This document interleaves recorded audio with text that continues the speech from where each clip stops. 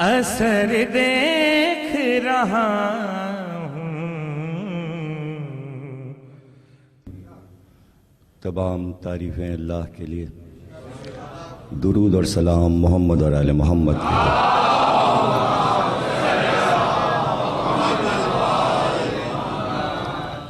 1432 ہجری کے شہ محرم کی 5ویں تقریر میٹرو ون ٹی وی کی جانب سے آپ حضرات سماعت فرما رہے ہیں. گفتگو یہ ہے کہ علم زندگی ہے. علم روشنی ہے. شعور نہیں پیدا ہوتا جب تک کہ علم نہ سیکھا جائے. اور علم ایک ایسی شے ہے کہ اس کی خواہش، اس کی تمنا اور اس کا شوق دل میں پیدا ہو. اس لیے کہ شوق و ذوق اور جذبے کے بعد، محنت کے بعد، ریاضت کے بعد، تگ و دو کے بعد علم آتا ہے. بہت سے زمانے گزرے ہیں علم کے کہ جہاں ہم آج کی دنیا دیکھ رہے ہیں تو جگہ جگہ اسکول قائم ہیں، مدرسے قائم ہیں، کالج، یونیورسٹیز ہیں. لیکن وہ دور جو گزر چکے، تو ہر دور میں علم سیکھنے والے اور شائقین موجود تھے. یہ ضرور ہے کہ اکثریت ہمیشہ جاہل رہی. یعنی ہر دور کی اکثریت، یعنی آپ یہ کہیں کہ پوری خلقت چاہتی تھی کہ وہ علم سیکھے، تو ایسا نہیں تھا. کچھ لوگ تو ایسے ادوار گزر چکے علم کے سفر میں کہ جہاں جنگلوں میں کوئی ایک بڑا استاد اپنی جھوپڑی ڈال لیتا تھا اور پھر سیکھنے والے طلباء وہاں جا کے رہتے تھے کہ انہیں سیکھنا تھا، انہیں شوق تھا. تو وہ آسائشوں سے دور، یعنی اس عہد کے جو بڑے بڑے راجے، مہاراجے، بادشاہ تھے، ان کے گھر کے بچے بھی اسی جنگل کی جھوپڑی میں استاد کے پاس بھیج دیے جاتے تھے. تو پھر وہاں ان کو خدمت گزار نہیں ملتے تھے، غلام اور کنیزیں نہیں تھیں.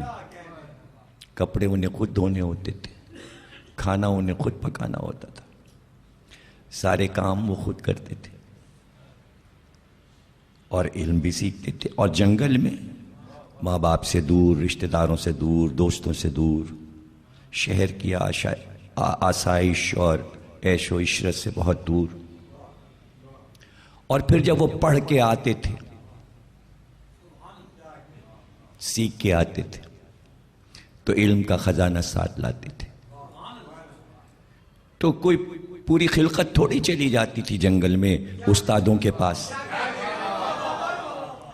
اس لیے کہ یہ جذبہ عطیہ خداوندی ہے کہ جس کے دل میں یہ شعلہ لپک جائے کہ ہم علم سیکھیں گے، اس میں شوق پیدا ہو جائے، تو کچھ لوگوں میں شوق پیدا ہوتا تھا. اسی طرح یہ وہ دور تھا کہ جو انبیاء کے ملکوں اور شہروں کی بات نہیں، بلکہ دین و مذہب سے دور کی باتیں، جنہیں ہم تاریخ میں کافر کہہ دیتے ہیں، ان کے زمانوں کی بات ہے. تو اس دور کو جب آپ تلاش کریں گے، ڈھونڈیں گے، تو آپ کو پتہ چلے گا ہر دور میں علم سیکھنے والے موجود تھے، اور بڑے بڑے علماء گزرے، ان کے نام بھی کتابوں میں موجود ہیں. اپنے اپنے دور کے ان ادوار میں جو علوم رائج تھے وہ انہوں نے سیکھے. یہ تو جب آخری کتاب آئی، آخری نبی لے کے آخری کتاب آیا، پھر پتہ چلا کہ علم کبھی محدود نہیں تھا، اور علم کا سفر یہاں پر رک نہیں جائے گا. دیکھیے، اگر علم کا سفر رکنے والا ہوتا تو صرف پیغمبر یہ کہتے میں شہر علم ہوں.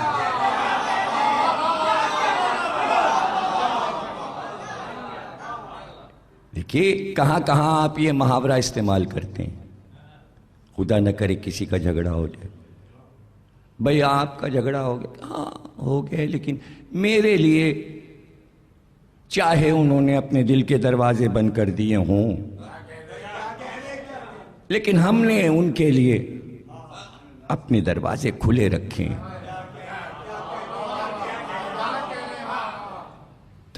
دروازہ کھلا رہنا اس بات کی دلیل ہے کہ عمل جاری ہے. عمل جاری ہے. یہ نہیں پیغمبر نے کہا یہ دروازہ کبھی بند ہو جائے گا یا اس میں تالا پڑ جائے گا. اعلان ہی بتا رہا ہے اگر لینا ہے علم تو میں دروازہ بنا رہا ہوں، شہر علم کا دروازہ کھلا ہوا ہے. علم کا دروازہ کبھی بند نہیں ہوگا. علم کا دروازہ کبھی بند نہیں ہوتا. مسئلہ یہ درپیش ہوتا ہے کہ سیکھنے والا جو طالب علم ہے تو اس کے لیے مولا نے فرما دیا کہ دنیا میں دو کبھی سیر نہیں ہوتے، دو کبھی سیر نہیں ہوتے، اور کہتے جاتے ہیں. ایک طالب علم سے کبھی سیر نہیں ہوتا، اور ایک دولت جمع کرنے والا چاہتے ہیں اور دولت آئے، اور ایک طرف علم والا کہتا اور علم آئے. لیکن علی نے ایک ہی سوال کے 72 جواب دیے. پوچھا گیا علم کیا ہے تو ایک سوال کے 72 جواب دیے. اس میں سے ایک جواب یہ، اور پھر جب جواب دینا علم کیا ہے، اور جب علم اور دولت کا موازنہ کیا مولا علی نے کہا علم والے کو یہ ڈر نہیں ہوتا کہ کوئی اسے لوٹ لے جائے گا، دولت والے کو نیند نہیں آتی، دولت چھن جاتی ہے، علم چھینا نہیں جا سکتا. کیا مطلب یہ کہ علی وہ چیز قدرت نے مجھے دی کہ اگر پوری دنیا مل کر چاہتی تو مجھ سے میرا علم نہیں چھین سکتی، اور وہی علم، اسی علم کا میں تمہیں وارث بنا رہا ہوں. تم سے جو چاہے دنیا چھین کے لے جائے، علم نہیں چھینا جا سکتا.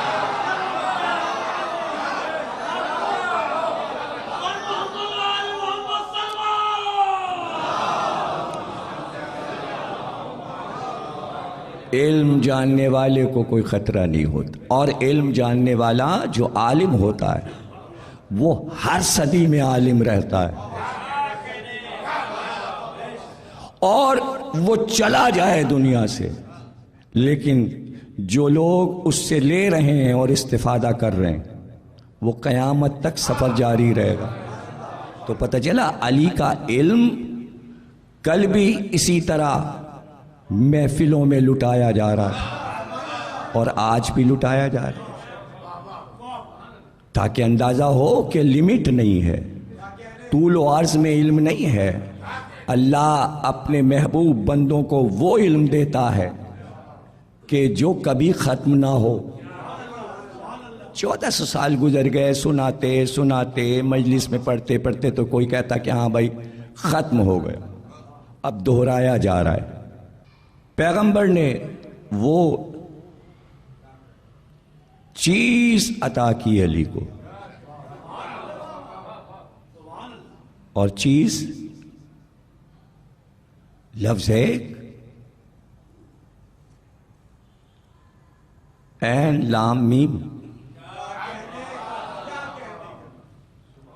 اس میں زبر لگائیے اور زیر لگائیے تو زیر و زبر سب علی کا۔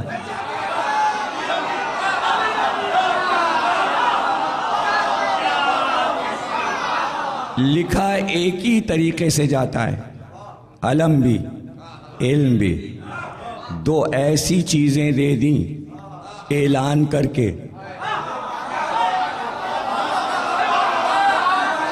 علی تم کو علم دیا، تم کو علم دیا، علم خیبر میں دیا۔ تو اگر آپ اندازہ کریں تو چونکہ دنیا نے، توجہ کیجئے گا، دو چیزیں پیغمبر نے عطا کی، اور پیغمبر کو قدرت نے عطا کی تھی۔ اللہ نے اپنے حبیب کو علم بھی دیا اور علم بھی دیا۔ پیغمبر نے وہ دونوں چیزیں علی کو دے دی، کہا علم تمہارا، علم تمہارا۔ علم سخاوت کا در دیکھ کے آتا ہے، علم شجاع کے پاس آتا ہے۔ دیکھیں شجاع مینس دل قوی ہو، نہیں سمجھے آپ؟ دل قوی ہو، دل سے بہادر ہو، اس کا لفظ جو ہو وہ شجاعت کا پیکر بن رہا ہو۔ تو قائد اعظم کوئی بہت بڑے لہیم شہیم نہیں تھے، دل کے بہادر تھے۔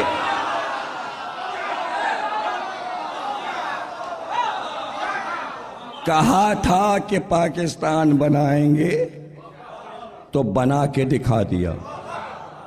اگر شجاعت کی کمی ہوتی تو پیچھے ہٹ جاتے، پیچھے ہٹ جاتے۔ اور میں تو کہا کرتا ہوں کہ قدرت پیار کرتی ہے اور محبت کرتی ہے دو ناموں سے، اور دو نام اگر یکجا ہو جائیں تو اس کی محبت بڑھ جائے۔ ایک محمد ہے، ایک علی ہے۔ ایک محمد اور ایک علی۔ یہ محبت، یہ رحمت اس کی کیوں نہ ہو؟ اس لیے کہ ہم جب دین کا سفر دیکھ رہے ہیں تو یا نبی ہیں اور یا 12-13 برس کا ابو طالب کا بیٹا ہے، یعنی یوں آغاز دین ہو رہا ہے، آغاز دین ہو رہا ہے۔ اور ایسا لگتا ہے کہ معاہدہ ہو رہا ہے دعوت ذوالعشیرہ میں۔ تو اس دن علم بولا تھا میں نبی بنا کر بھیجا گیا ہوں، اور مجھ سے کہا گیا ہے کہ میں بتاؤں تمہیں اللہ ایک ہے۔ بس یہ قیام انگلی کا، اس ایک کلمے کی انگشت نے بتا دیا قیام۔ اسی انگلی نے اللہ ایک بتایا، اسی انگلی نے میں اللہ کا نبی ہوں اور اسی انگلی نے غدیر میں کہا من کنت مولا ہو فہذا عالم.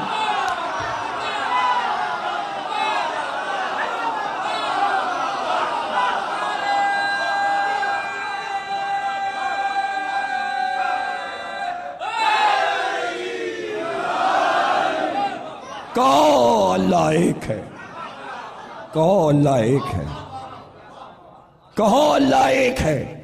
اور پھر کہا میں اس کا نبی ہوں، مجھ کو نبی بنا کر بھیجا گیا. اور پھر وہی انگلی پہچان لو، جس جس کا میں مولا اس کا یہ علی مولا.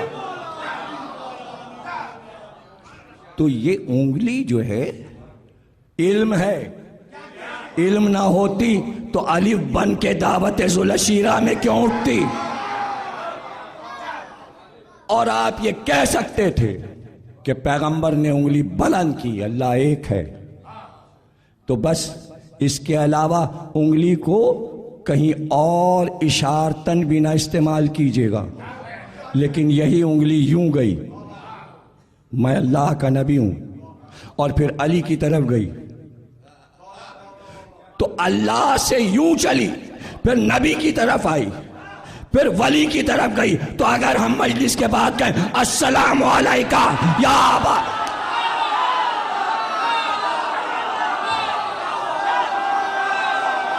یہ کیا ہے؟ یہ کیا ہے؟ دیکھیں اس میں اکڑ ہے، اس میں اکڑ ہے. نہیں، بارگاہ میں سلام ہو رہا ہے. کس کی بارگاہ میں؟ حسین ابن علی کی بارگاہ میں. تو مفاتی میں لکھا ہے اشارہ کرو، قبر کی طرف اشارہ کرو. تو نبی یوں نہیں کہہ سکتے تھے بھائی میں تمہارے پاس آیا ہوں اللہ کا پیغام، جاؤ لا الہ الا اللہ کہو، جاؤ اللہ ایک ہے. نہیں،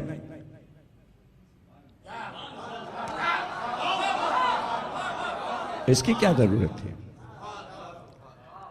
یہ ہاتھ کی کیا ضرورت ہے؟ اس لیے کہ آدھا پیغام زبان سے ہوتا ہے، آدھا پیغام ہاتھ سے ہوتا ہے. اور یہ ہاتھ والا پیغام عام ہے، یہ بھی ایک علم ہے، اور یہ قدیم علم ہے. قدیم علم نہ ہوتا تو آج تقریر میں، خطابت میں کوئی ایسا بھی آپ نے بولنے والا دیکھا ہے، چاہے وہ سیاسی رہنما ہو، دینی رہنما ہو، قومی رہنما ہو، آپ اگر اس کی تقریر نہ سنیں تو ایک دن بیٹھ کے آواز بند کر دیں، ڈی وی ڈی سی ڈی، اور صرف بیٹھ کے یہ دیکھیں اشارے کیا ہیں. تو چونکہ آپ سن رہے ہوتے ہیں تو آپ کا دھیان ادھر نہیں جاتا، حالانکہ کتنی تصویریں بن رہی ہوتی ہیں، کتنی تصویریں بن رہی. اور دنیا کے کسی نبی، کسی رہنما، کسی لیڈر نے تقریر میں کبھی ہاتھ سینے پہ رکھ کے،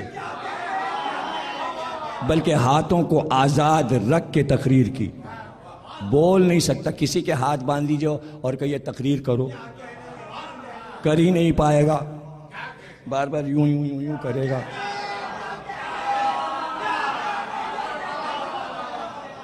یعنی تقریر میں آزادی چاہیے، چہرے کو آزادی چاہیے، آنکھوں کو، ابروؤں کو، ہاتھوں کو، شانے.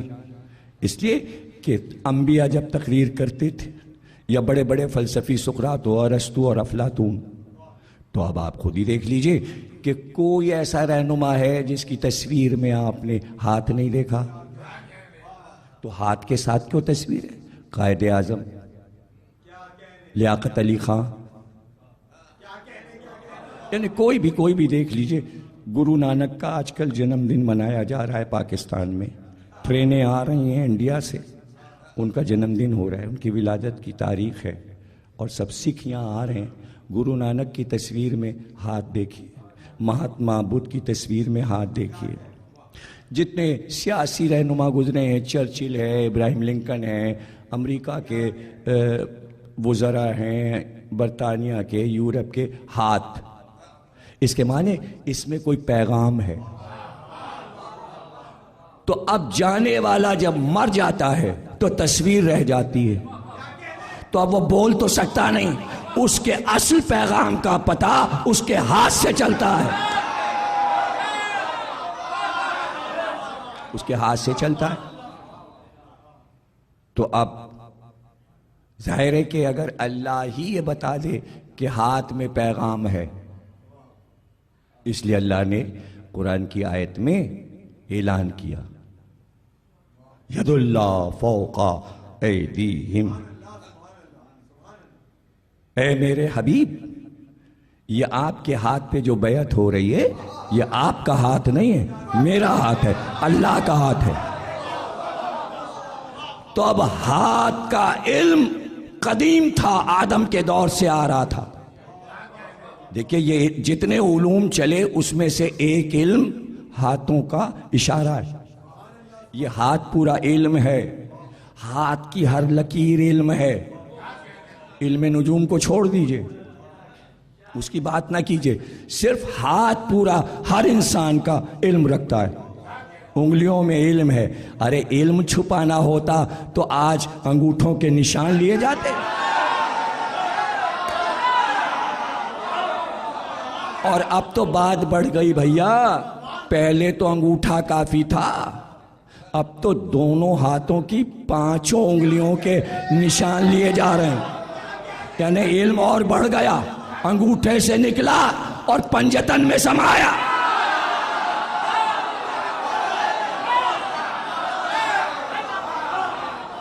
اب پڑھ لیجئے قرآن آپ، میں نے تو کہا نا یہ علم، ہاتھ کا علم آدم سے شروع ہوا، اس لیے کہ پشت آدم میں پنجتن کا نور تھا، تو فرشتے پیچھے کھڑے رہتے زیارت کے لیے۔ تو آدم نے کہا پروردگار یہ تو سب پیچھے ہوتے ہیں، آگے سناٹا، میرا دل گھبراتا ہے، آگے تو کچھ بھی نظر نہیں آتا، ان فرشتوں کو سامنے لا۔ تو اللہ نے کہا اچھا وہ نور ہم تمہاری پیشانی میں لائے۔ جب آدم کی پیشانی میں نور آیا تو سب آ کے جمع ہو گئے سامنے۔ اب آدم کہنے لگے کہ ہاں سب آ تو گئے سامنے، اب دل لگے گا جنت میں، سارے فرشتے میرے سامنے ہیں، لیکن یہ نور جو پشت میں تھا اور اب پیشانی میں تو لایا، سارے فرشتے دیکھ رہے ہیں، میں نہیں دیکھ سکتا۔ تو پشت کا علم پیشانی میں آیا، پیشانی کا علم ہاتھ میں آیا، اب آدم کی 5 انگلیوں میں پنجتن کا نور آیا۔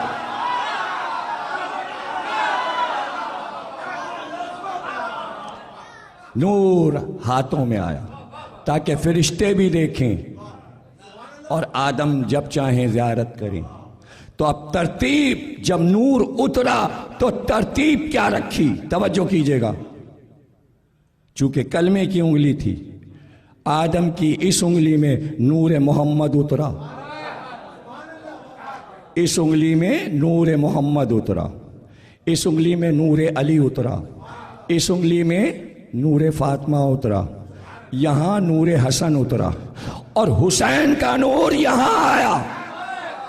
تو محشر میں ان 4 سے مجرم نہیں پکڑا جائے گا۔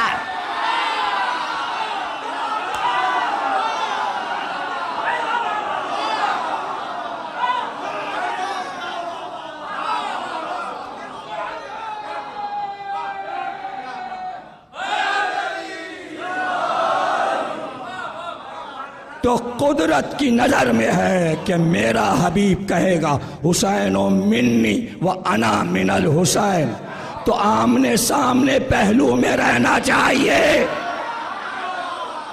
اور جب پہلو میں ہو تو یہی محمد کے نور والی انگلی ایک دن جب اٹھے گی تو کہا جائے گا اللہ ایک، تو توحید سے حسین قریب ہوگا۔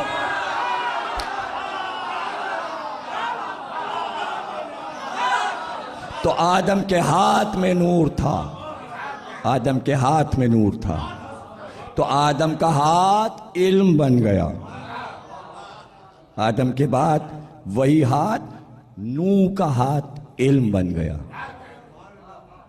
علم ہے، کشتی بند تو گئی، چلے گی کیسے؟ جب تک نوح اس پہ ہاتھ نہ رکھ دیں وہ نہیں چلے گی۔ ادھر ہاتھ رکھا، علم کے بار کو لکڑی نے محسوس کیا. نہیں سمجھے؟ پہلی تقریر سے کہہ رہا ہوں، کشف، جذب. نوح کے سفینے نے نوح کے ہاتھ کے علم کو کشف کیا، جذب کیا. جب جذب کیا تو سفینہ چلا. سفینہ نبی کے نور سے متعلق ہوتا ہے، اس لیے نبی نے کہا کہ آل محمد مثل سفینہ نوح.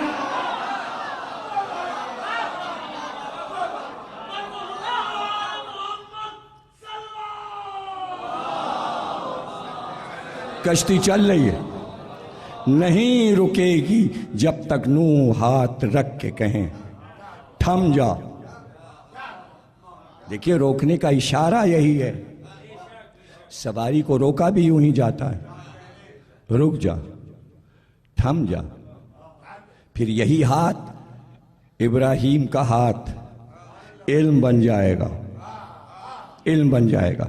اب علم کا ارتقاء ہے کہ اس ہاتھ نے کعبے کی دیواریں بنائی. یعنی یہ ہاتھ علم معمار لے کے آیا. معماری بھی تو علم ہے، معماری بھی تو علم ہے. کعبے کے بلاک تو گنیے، دیواروں کے رخوں کو تو دیکھیے، چھت کو تو دیکھیے. آخری دن حج کے دن پورا کعبہ دکھایا جاتا ہے، پوری دنیا دیکھتی ہے اندر سے باہر سے کہ کعبہ ہے کیا. تو کعبہ ہے کیا؟ کیا ہے؟ ابراہیم کے ایک ہاتھ کی صنعت ہے. اور کیا ہے؟ ابراہیم کے ہاتھ کی ایک صنعت ہے، اور ایسی صنعت کہ جسے اللہ نے اپنے لیے پسند کر دیا. تو نہیں سمجھے آپ؟ بناتا نبی ہے، بارگاہ میں اللہ کے پیش کرتا ہے، اللہ پسند کر دے تو نبی مقبول ہو جاتا ہے. تو جب پتھر کا گھر بنا کے اللہ کو پیش کر سکتا ہے تو محمد اپنے بچوں کو کیوں نہیں پیش کر؟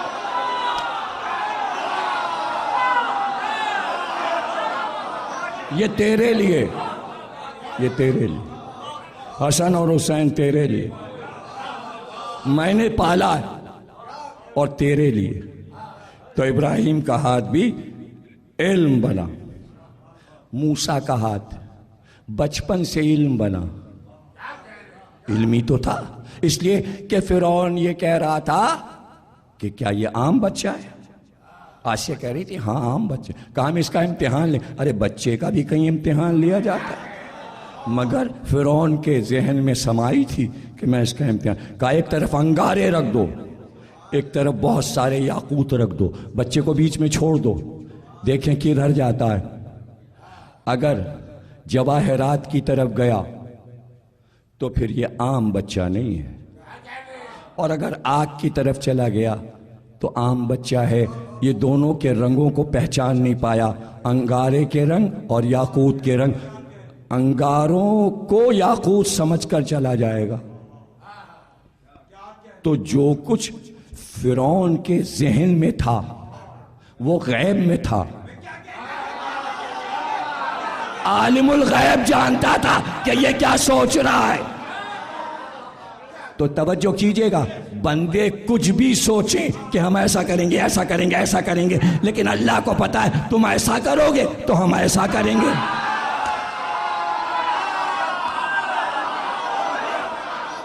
نہیں سمجھے آپ؟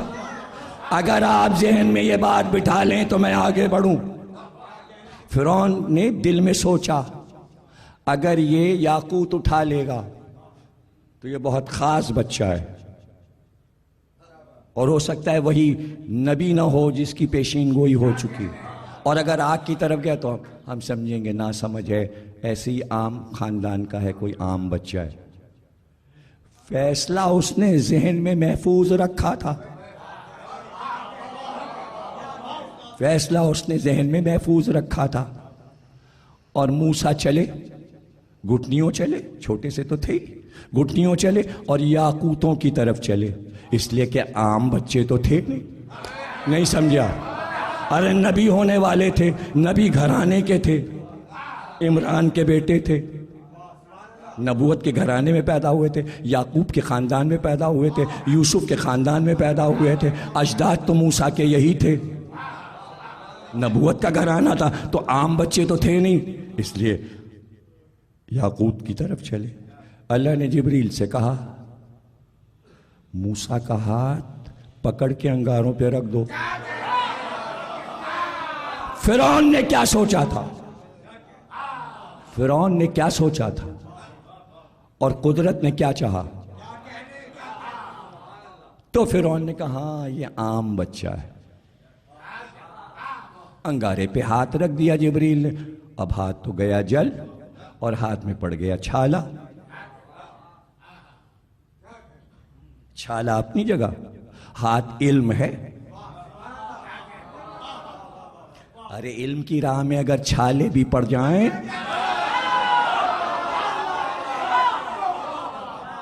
علم ہے، علم کا سفر جاری رہتا ہے۔ تو اللہ ہر ذہن پڑھتا ہے نا، یہاں پر تو آپ نے بات تسلیم کر لی نا۔ فرعون نے کیا سوچا تھا کہ اگر یہ یعقوب پہ ہاتھ رکھے گا تو ہم کہہ دیں گے کہ بھائی یہ عام بچہ نہیں ہے، اس کو قتل کر دو، یہ خاص ہے اور یہ وہی بچہ ہے جو بڑا ہو کے نبی ہوگا۔ انگاروں پہ ہاتھ پڑا تو ذہنی ہٹ گیا اس کا، یعنی قدرت نے کفر کی سوچ کو پلٹ دیا، پلٹ دیا نا۔ تو حاکم کیا چاہتا تھا؟ حسین بیعت کر لیں، بیعت نہ کریں تو سر کاٹ لو۔ تو جو کچھ سوچ رہا تھا انجام اللہ نے پلٹ کے رکھ دیا۔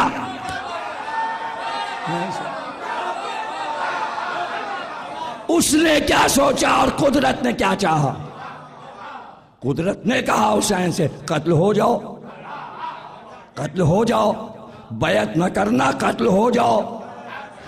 جیسے موسیٰ کا ہاتھ انگاروں پہ رکھا گیا اسی طرح حسین کو اللہ نے جبریل سے کہلوا کے کربلا بھیجا کہ کوفے نہ جانا، صحرا میں جاؤ، صحرا میں جاؤ، سب کچھ ادھر سے وہ جانتا ہے، اس لیے کہ ہم تمہاری موت کو زندگی بنانے والے ہیں، نہیں سمجھے آپ؟ اور سمجھنا چاہیے ہم تمہارے چھالے کو معجزہ بنانے والے ہیں، ہم تمہارے چھالے کو اب قرآن بار بار پڑھیے اور یہ آیتیں نکال لیجئے کہ اللہ نے موسیٰ سے کہا وہ بچپن کا چھالا ہم اسے نور کا ایک ایسا آفتاب بنا رہے ہیں جو تمہاری ہتھیلی میں چمکے گا، تم مٹھی بند کرو گے تو اندھیرا ہو جائے گا، مٹھی کھولو گے تو روشنی پھیلے گی۔ علم روشنی ہے، اگر نبی مٹھی بند کر لے تو ساری آفاق جہالت میں ڈوب جائے، اگر ہاتھ کھول دے تو علم ہی علم پھیل جائے۔ اسی لیے حسین کا ہاتھ اب تک کھلا ہوا ہے، روشنی روشنی روشنی روشنی روشنی، علم کی روشنی پھیلتی رہے، علم کی روشنی پھیلتی۔ ہر نبی کا ہاتھ علم ہے، ہر نبی کا ہاتھ علم ہے۔ عیسیٰ کا ہاتھ علم ہے۔ عیسیٰ تم اس مریض کو چھو لو یہ شفا پا جائے۔ اچھا ہاتھ ڈاکٹر کا کام بھی کرتا ہے، یعنی جتنے علوم دنیا میں آنے والے تھے وہ سارے علوم انبیاء کے ہاتھوں میں رکھ دیے، جملے ضائع نہ ہوں۔ 1,24,000 انبیاء کے ہاتھوں میں وہ سارے علوم رکھ دیے۔ آج آپ وہ علوم سیکھ کر پڑھتے ہیں، اللہ نے انبیاء کے ہاتھوں میں وہ علوم رکھ دیے، اور 1,24,000 انبیاء کے ہاتھوں کے علوم کو سمیٹ کر اللہ نے نبی کے ہاتھ میں رکھ دیا اور کہا یہ میرا ہاتھ ہے، یہ میرا ہاتھ ہے۔ جس ہاتھ میں 1,24,000 انبیاء کے علوم تھے، جس ہاتھ کو اللہ نے ید اللہ کہا، یہ فوق رکھتا ہے ہاتھ، محمد تمہارا ہاتھ سب سے بالا ہے، اسی ہاتھ سے علی کا بازو پکڑ کے کہا من کن تبا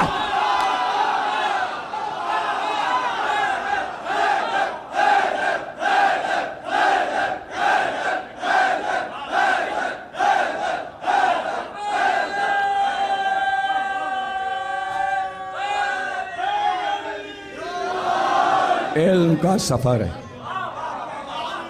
یہ علم کا سفر ہے، علم کا سفر ہے۔ کوئی یہ سمجھے کہ جہاد کے میدان میں پہنچ چکا ہے اللہ کا نمائندہ تو بس اب تلوار چلائے گا اور لڑتا چلا جائے گا، نہیں، اس کے دائیں علم، اس کے بائیں علم، اس کے پشت پہ علم، اس کے سامنے علم، اس کی ہر سانس علم۔ بغیر علم کے کوئی فیصلہ میدان جنگ میں نہیں ہوگا۔ ہر بار علم کا وار، ہر بار علم کا وار۔ ابھی پہلی لڑائی بدر، اور علی کی تلوار چل رہی ہے کافروں پر اور سر کٹ رہے تھے۔ دیکھا خیمے سے ایک کافر نکلا لیکن اس کی گود میں بچی تھی، وہ بھاگ جانا چاہتا تھا بچی کو بچانے کے لیے، علی کی تلوار کے نیچے سے گزرا، علی نے تلوار ہٹا لی، پتہ چلا ذوالفقار علم ہے، ہاتھ علم ہے، ہاتھ علم ہے۔ ابھی وہ آگے بڑھا تھا کہ دوسرے مسلمان نے آگے بڑھ کر اس کو قتل کر دیا۔ جیسے اسے قتل کیا بچی اس کے ہاتھ سے چھوٹی اور بچی بھی مر گئی۔ علی نے پلٹ کے کہا تم نے دیکھا نہیں، میرے نشانے پر تھا لیکن میں نے تلوار ہٹا لی، نہیں اتنا سوچنے کا موقع کہاں ہوتا ہے میدان جہاد میں، لیکن میں نے تلوار ہٹا لی، میں نے تلوار ہٹا لی۔ کیوں؟ اس لیے کہ بچی اس کے گود میں تھی۔ یہ ہے علم، یہ جہاد کا علم ہے۔ لیکن تم نے یہ کیا کیا؟ یعنی علی نے جہاد کا سلیقہ سکھایا۔ جہاں علی سے نہیں سیکھا جائے گا جہاد کا مفہوم سمجھ میں نہیں آئے گا۔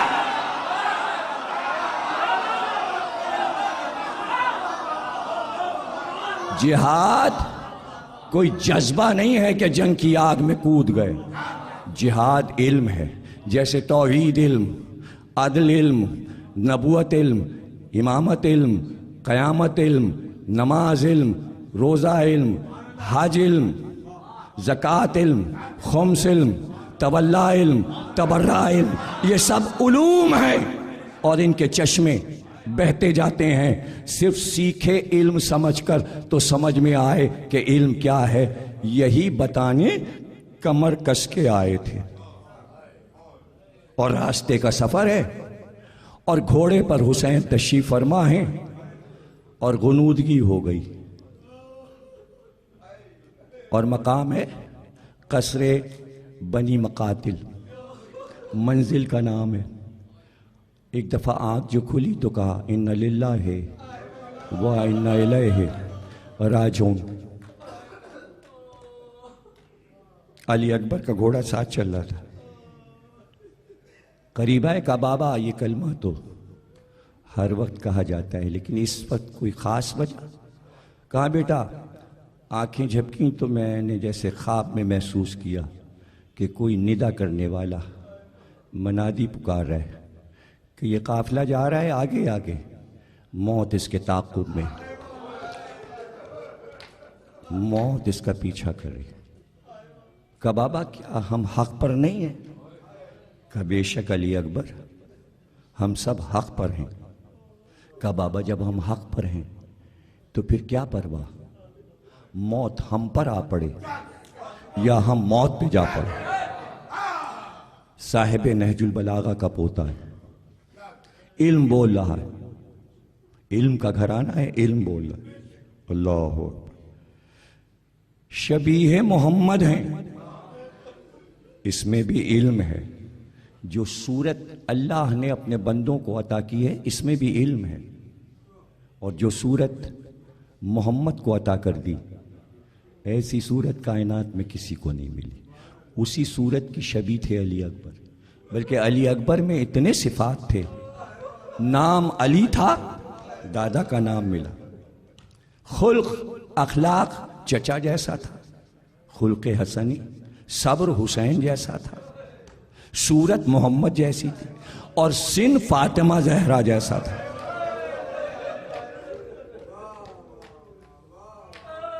بچپن میں جب علی اکبر چھوٹے تھے اور گود میں تھے تو ایک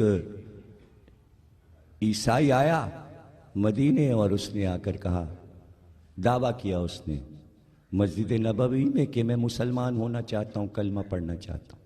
لوگوں نے پوچھا کیا واقعہ ہوا؟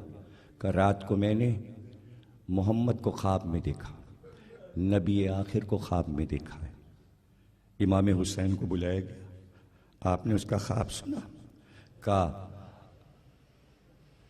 خواب کی سچائی کا پتہ ابھی چل جائے گا کہ یہ سچ بول رہا ہے، واقعی اس نے سرکار کو خواب میں دیکھا ہے، سرکار دو عالم کو خواب میں دیکھا ہے۔ آپ نے غلام سے کہا جاؤ میرے بیٹے علی اکبر کو لے آؤ، اور جب غلام علی اکبر کو لے کر آیا تو امام حسین نے کہا کہ چہرے سے نقاب ہٹا دو، امامہ ہٹا دو، شملہ ہٹا دو۔ جیسے ہی چہرے سے شملہ ہٹا اس کی نظر گئی، چیخنے لگا کہ خدا کی قسم یہی چہرہ رات کو میں نے خواب میں دیکھا ہے۔ امام حسین نے فرمایا تیرا خواب سچ ہے، تیرا خواب سچ ہے۔ اور اس کے بعد امام حسین نے اسے کلمہ پڑھوایا۔ اس دن سے مدینے والے جانے کہ حسین کا ایک بیٹا ایسا بھی ہے جو آخری نبی کی شبیہ ہے۔ اور آپ چاہیں تو سینکڑوں کتابیں پڑھیں، جب علی اکبر میدان جنگ میں آئے اور جب سپہ سالار کہہ رہا تھا حملے کرو، آگے بڑھو، اس پر حملہ کرو، تو ہر ایک یہ کہہ کے پیچھے ہٹ رہا تھا کہ ہم پہلا وار نہیں کریں گے، ہماری ہمت نہیں ہے، اس لیے کہ یہ حسین کا وہ بیٹا ہے جو شبیہ محمد ہے، شبیہ محمد۔ ہر بیٹا اپنے ماں باپ کی آنکھوں کا نور ہوتا ہے۔ علی اکبر بھی امام حسین کی آنکھ کا نور تھے، ماں جناب ام لیلہ کی آنکھ کا نور تھے، اور پھر پھوپھی نے پالا تھا، حضرت زینب نے بہت لاڈ سے پالا تھا۔ بہنوں کی محبتوں کا مرکز تھے، بھائی کی محبت کا مرکز تھے، اور جب وہ منزل آئی کہ علی اکبر خیمے سے رخصت ہونے لگے، ماں سے رخصت ہوئے، پھوپھی سے رخصت ہوئے، کیسے رخصت ہوئے اس کی تو بہت تفصیل ہے، لیکن راوی نے بہت مختصر کر کے بتایا کہ کیا بات تھی کہ اتنی بار علی اکبر کی رخصت پر خیمے کا پردہ اٹھا اور گرا۔ تو معصوم نے فرمایا جب علی اکبر ارادہ کرتے تھے کہ باہر نکلیں تو تمام بیویاں علی اکبر کے گرد حلقہ کر کے کمر سے لپٹ جاتی تھی، علی اکبر تم نہ جاؤ، ہمارے نانا کی شبیہ ہو، تم نبی آخر کی شبیہ ہو۔ کس طرح رخصت ملی، کس طرح رخصت ملی؟ ہاں سب سے رخصت ہو لیے کہ ایک بار شور ہوا بھائی بھائی سے ملنے آ رہا ہے، شور ہوا سید سجاد جو بستر علالت پر ہیں وہ بھائی سے ملنے آ رہے ہیں، عصا کا سہارا کیے ہوئے دوڑ کر علی اکبر بھائی سے لپٹ گئے، اور بے اختیار سید سجاد نے کہا بھائی تم جا رہے ہو، مجھے تو برسوں جینا ہے، اور یہ معلوم ہے کہ تمہیں شہادت نصیب ہوگی اگر کوئی وصیت ہو، کوئی وصیت ہو میرے بھائی۔ تو کہا کہ صرف 2 وصیتیں ہیں، پہلی وصیت تو یہ ہے، پہلی وصیت تو یہ ہے کہ میری قبر بابا کے پیروں کے پاس بنائیے گا، جب آپ زیارت کریں کربلا میں جا کے ذریعے حسین میں تو حسین کے پیروں کی طرف علی اکبر کی قبر بنی ہوئی، سید سجاد نے وصیت کے مطابق وہیں قبر، اور پھر دوسری وصیت کی جو میری تقریر کے آخری جملے ہیں اور میں تقریر کو تمام کرتا ہوں۔ علی اکبر نے کہا بھیا مدینے سے چلتے وقت میں نے صغرا سے وعدہ کیا تھا کہ میں تمہیں لینے آؤں گا، جب قافلہ کہیں ٹھہرے گا تو میں لینے آؤں گا، صغرا سے کہہ دینا کہ بابا نرغہ عادہ میں گر گئے اور علی اکبر نے اپنی جان بابا پہ، پروردگار اس عبادت کو قبول کر، ہمیں کوئی غم نہ دینا سوا غم حسین۔ پاکستان کو مستحکم فرما، تمام پاکستان کے باشندوں کو آپس میں میل و محبت کے ساتھ رہنے کی توفیق عطا فرما، دشمنوں سے اس ملک کو محفوظ رکھ، ملک کی سرحدوں کی حفاظت فرما، باق محمد اور آل محمد کا سفر، یہ علم کا سفر ہے، علم کا سفر ہے۔ کوئی یہ سمجھے کہ جہاد کے میدان میں پہنچ چکا ہے اللہ کا نمائندہ تو بس اب تلوار چلائے گا اور لڑتا چلا جائے گا، نہیں، اس کے دائیں علم، اس کے بائیں علم، اس کے پشت پہ علم، اس کے سامنے علم، اس کی ہر سانس علم، بغیر علم کے کوئی فیصلہ میدان جنگ میں نہیں ہوگا، ہر بار علم کا وار، ہر بار علم کا وار۔ ابھی پہلی لڑائی بدر اور علی کی تلوار چل رہی ہے کافروں پر اور سر کٹ رہے تھے، دیکھا خیمے سے ایک کافر نکلا لیکن اس کی گود میں بچی تھی، وہ بھاگ جانا چاہتا تھا بچی کو بچانے کے لیے، علی کی تلوار کے نیچے سے گزرا، علی نے تلوار ہٹا لی، پتہ چلا ذوالفقار علم ہے، ہاتھ علم ہے، ہاتھ علم ہے۔ ابھی وہ آگے بڑھا تھا کہ دوسرے مسلمان نے آگے بڑھ کر اس کو قتل کر دیا، جیسے اسے قتل کیا بچی اس کے ہاتھ سے چھوٹی اور بچی بھی مر گئی۔ علی نے پلٹ کے کہا تم نے دیکھا نہیں، میرے نشانے پر تھا لیکن میں نے تلوار ہٹا لی، نہیں اتنا سوچنے کا موقع کہاں ہوتا ہے میدان جہاد میں، لیکن میں نے تلوار ہٹا لی، میں نے تلوار ہٹا لی، کیوں؟ اس لیے کہ بچی اس کے گود میں تھی۔ یہ ہے علم، یہ جہاد کا علم ہے۔ لیکن تم نے یہ کیا کیا؟ یعنی علی نے جہاد کا سلیقہ سکھایا، جہاں علی سے نہیں سیکھا جائے گا جہاد کا مفہوم سمجھ میں نہیں آئے گا۔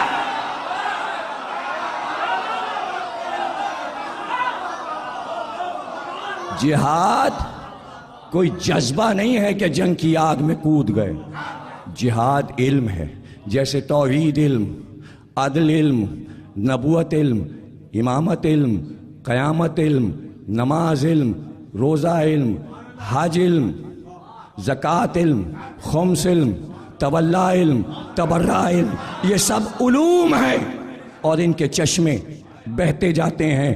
صرف سیکھے علم سمجھ کر تو سمجھ میں آئے کہ علم کیا ہے، یہی بتانے کمر کس کے آئے تھے۔ اور راستے کا سفر ہے اور گھوڑے پر حسین تشریف فرما ہیں اور غنودگی ہو گئی اور مقام ہے قصر بنی مقاتل، منزل کا نام ہے۔ ایک دفعہ آنکھ جو کھلی تو کہا ان للہ و انا الیہ راجعون۔ علی اکبر کا گھوڑا ساتھ چل رہا تھا، قریب آئے کہا بابا یہ کلمہ تو ہر وقت کہا جاتا ہے لیکن اس وقت کوئی خاص وجہ؟ کہا بیٹا آنکھیں جھپکیں تو میں نے جیسے خواب میں محسوس کیا کہ کوئی ندا کرنے والا منادی پکار رہا ہے کہ یہ قافلہ جا رہا ہے آگے آگے، موت اس کے تعاقب میں، موت اس کا پیچھا کرے۔ کہا بابا کیا ہم حق پر نہیں ہیں؟ کہا بے شک علی اکبر ہم سب حق پر ہیں۔ کہا بابا جب ہم حق پر ہیں تو پھر کیا پرواہ، موت ہم پر آ پڑے یا ہم موت پہ جا پڑے۔ صاحب نہج البلاغہ کا پوتا ہے، علم بول رہا ہے، علم کا گھرانہ ہے، علم بول رہا ہے۔ اللہ اکبر، شبیہ محمد ہیں، اس میں بھی علم ہے۔ جو صورت اللہ نے اپنے بندوں کو عطا کی ہے اس میں بھی علم ہے، اور جو صورت محمد کو عطا کر دی ایسی صورت کائنات میں کسی کو نہیں ملی۔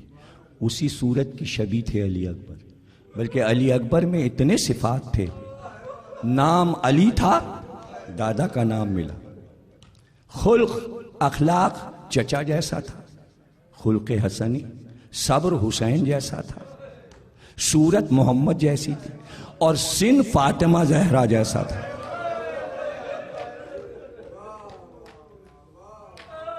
بچپن میں جب علی اکبر چھوٹے تھے اور گود میں تھے تو ایک عیسائی آیا مدینے اور اس نے آ کر کہا، دعویٰ کیا اس نے مسجد نبوی میں کہ میں مسلمان ہونا چاہتا ہوں، کلمہ پڑھنا چاہتا ہوں۔ لوگوں نے پوچھا کیا واقعہ ہوا؟ کہ رات کو میں نے محمد کو خواب میں دیکھا، نبی آخر کو خواب میں دیکھا ہے۔ امام حسین کو بلایا گیا، آپ نے اس کا خواب سنا، کہا خواب کی سچائی کا پتہ ابھی چل جائے گا کہ یہ سچ بول رہا ہے، واقعی اس نے سرکار کو خواب میں دیکھا ہے، سرکار دو عالم کو خواب میں دیکھا ہے۔ آپ نے غلام سے کہا جاؤ میرے بیٹے علی اکبر کو لے آؤ، اور جب غلام علی اکبر کو لے کر آیا تو امام حسین نے کہا کہ چہرے سے نقاب ہٹا دو، امامہ ہٹا دو، شملہ ہٹا دو۔ جیسے ہی چہرے سے شملہ ہٹا اس کی نظر گئی، چیخنے لگا کہ خدا کی قسم یہی چہرہ رات کو میں نے خواب میں دیکھا ہے۔ امام حسین نے فرمایا تیرا خواب سچ ہے، تیرا خواب سچ ہے۔ اور اس کے بعد امام حسین نے اسے کلمہ پڑھوایا۔ اس دن سے مدینے والے جانے کہ حسین کا ایک بیٹا ایسا بھی ہے جو آخری نبی کی شبیہ ہے۔ اور آپ چاہیں تو سینکڑوں کتابیں پڑھیں۔ جب علی اکبر میدان جنگ میں آئے اور جب سپہ سالار کہہ رہا تھا حملے کرو، آگے بڑھو، اس پر حملہ کرو، تو ہر ایک یہ کہہ کے پیچھے ہٹ رہا تھا کہ ہم پہلا وار نہیں کریں گے، ہماری ہمت نہیں ہے، اس لیے کہ یہ حسین کا وہ بیٹا ہے جو شبیہ محمد ہے، شبیہ محمد۔ ہر بیٹا اپنے ماں باپ کی آنکھوں کا نور ہوتا ہے۔ علی اکبر بھی امام حسین کی آنکھ کا نور تھے، ماں جناب ام لیلہ کی آنکھ کا نور تھے، اور پھر پھوپھی نے پالا تھا، حضرت زینب نے بہت لاڈ سے پالا تھا۔ بہنوں کی محبتوں کا مرکز تھے، بھائی کی محبت کا مرکز تھے، اور جب وہ منزل آئی کہ علی اکبر خیمے سے رخصت ہونے لگے، ماں سے رخصت ہوئے، پھوپھی سے رخصت ہوئے، کیسے رخصت ہوئے اس کی تو بہت تفصیل ہے، لیکن راوی نے بہت مختصر کر کے بتایا کہ کیا بات تھی کہ اتنی بار علی اکبر کی رخصت پر خیمے کا پردہ اٹھا اور گرا۔